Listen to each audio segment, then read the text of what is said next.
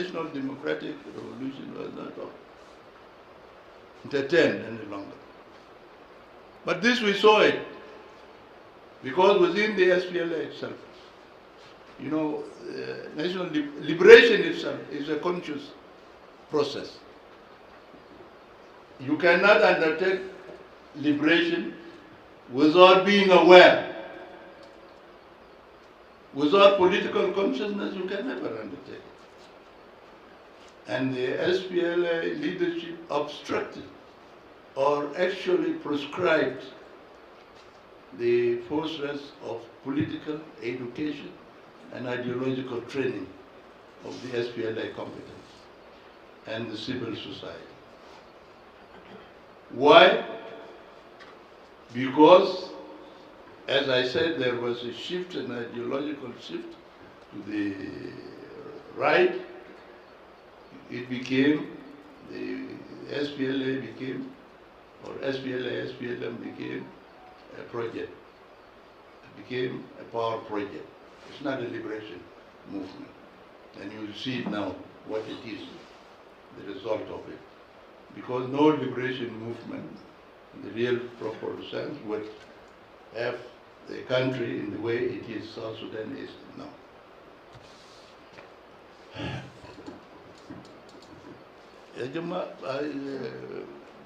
Do I have to go to the end or open it up? No, not yet. Okay. So what are the elements of the political program of the National Democratic Revolution? We said before that we are fighting the revolution. The change is to destroy the condition of poverty. Poverty in which our people are living in. They don't have decent housing, tukul bas tin o gesh o yalla whatever. And so mafi sarir, mafi moya, mafi madaris rijal, mafi mustashfiyat. Okay? So this is the poverty. It expresses itself in that form. How do you change it? By first developing the resources, what we call the productive forces. And I'll give you an example. We say that our people are poor. Many of them, especially those, let us talk about those, the pastoralists. The pastoralists are those people who keep cattle, camels, and so on. In Upper Nile, in Eastern Equatoria, in Bahr Ghazal. These people, you will get somebody who has 100 or 200 or 300 heads of cattle.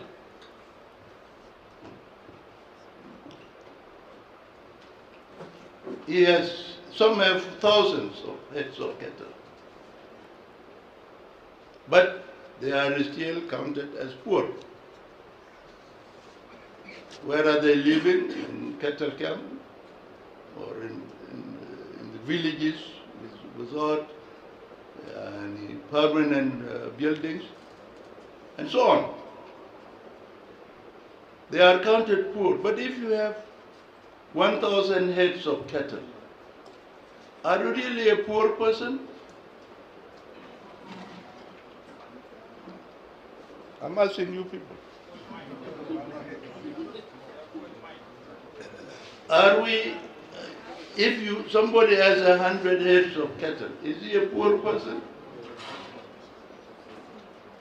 But he is poor. He is poor because the way he keeps these cattle is in a traditional way. It is not economic.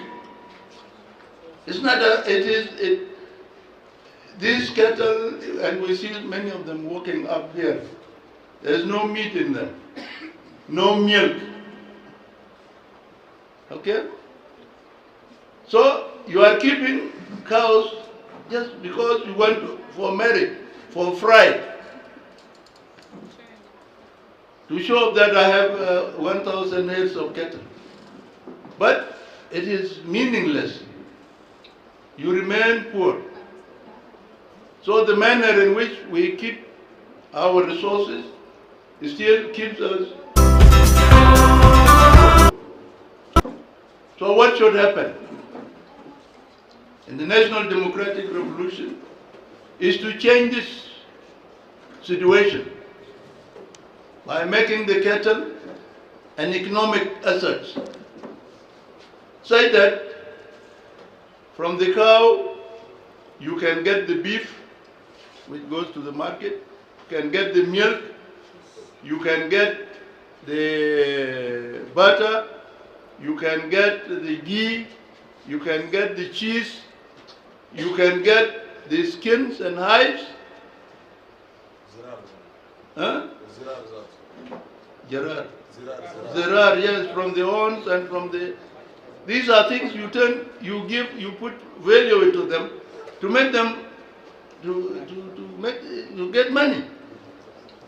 So this is what the SPLM should have done. It's a very simple process. You see, of turning these cattle from just being cultural assets, they are really cultural assets. You need to turn them to become economic assets, such that they can affect the lives of people. And it means, I'll give you an example. For instance, Ethiopia, they don't have oil. We were there during the war, and but the country was at war also. They were fighting the war in northern Ethiopia, in Eritrea, and in Tigray. So most of the resources of the country were going into war, and also into helping the SPLM. But what does Ethiopia have, which is a foreign currency earner? It's only coffee, skins, and hides. But the way they use these resources is such that, okay, they were able to fight the war. But as soon as the war stopped, they put this, you go back to Addis now, you'll find that Addis is a completely different thing from what it was when we were there. It's a road, tarmac road from Addis Ababa all the way to Gambela to Pagak. You can imagine, tarmac road all the way from Addis to Akobo on the Ethiopian side of the border. All the road from Addis to Mayale in Kenya, tarmac. And these people don't have the resources. What happened is that after the war, they continued, Meles continued to implement the program of the National Democratic Revolution.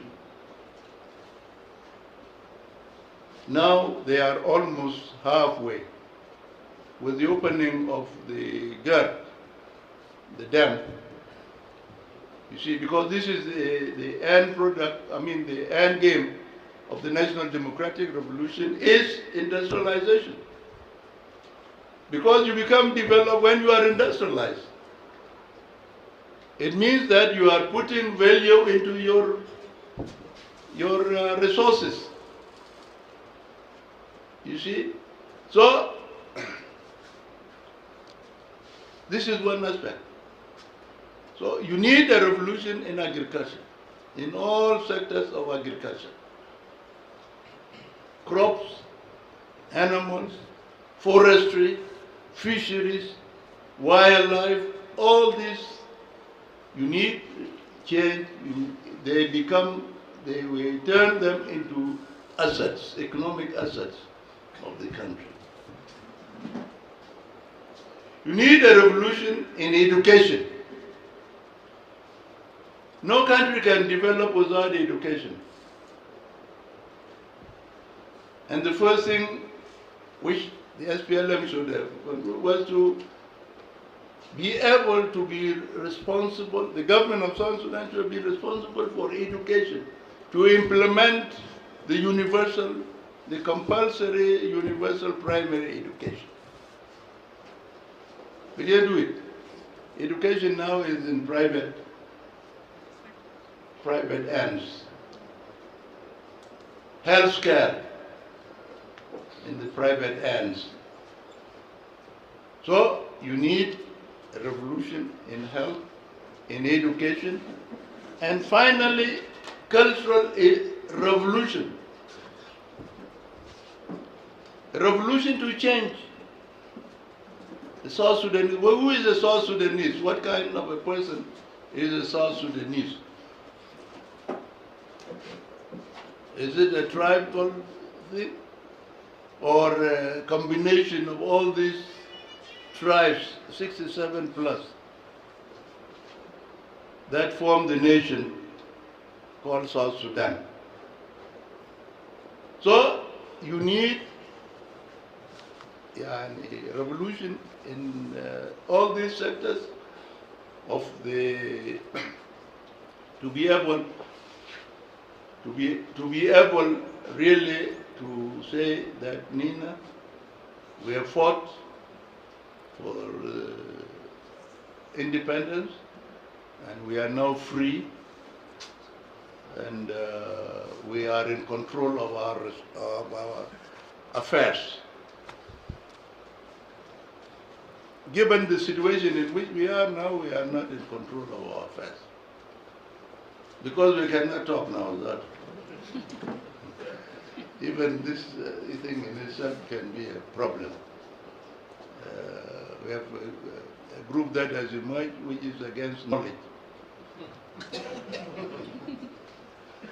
And which means that there is no difference between them and the colonial oppressor who actually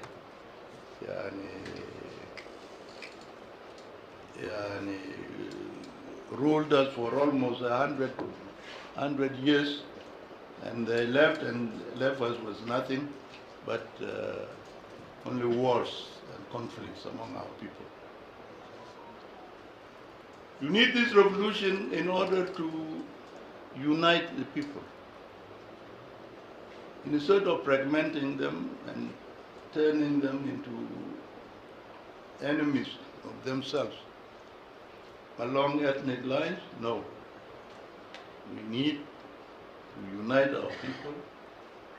South Sudan would have been actually, I would say, the best in the whole of East Africa, because I've gone through these countries in the Horn of Africa, and with the composition we have, this configuration, I don't think we would have, actually any of them would have really surpassed us. But we have let ourselves down because we ignored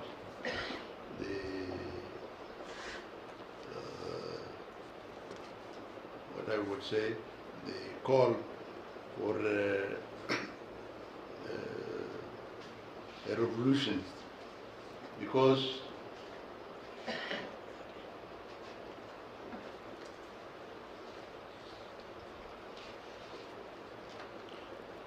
I think I'll end here and then we can discuss. And thank you very much.